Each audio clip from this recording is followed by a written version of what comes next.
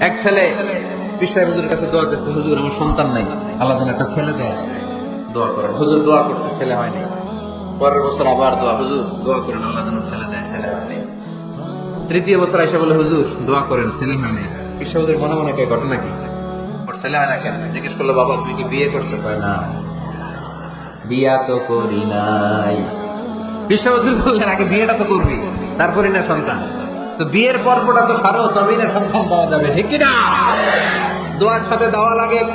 আল্লাহর হাবিব সাল্লাল্লাহু আলাইহি ওয়াসাল্লামের আঙ্গুলে একবার বিচ্ছু পোকা কামড় দিল, প্রচন্ড ব্যথায় বিশ্বনবী কাতরাচ্ছেন, রেগে গেলেন আর বললেন, ও বিচ্ছু, মানুষও চিনুস না, নবীও চিনুস না, কোথায় কামড় দিবি, জায়গা পেলি না। কিন্তু বিশ্বনবী ব্যথা পাচ্ছেন। আমাদের আয়েশাকে বললেন রাদিয়াল্লাহু তাআলা আনহাকে বললেন, লবণের পানি নিয়ে আসো, গরম দাও, ভালো। উনি আরাম পাচ্ছেন আর সূরা ইখলাস পড়ে ফু দিতে লাগলেন, ফাতিহা পড়ে ফু দিতে লাগলেন। গরম পানি ঢালা শেষ, ফু দেওয়া শেষ, আঙ্গুলের ব্যথা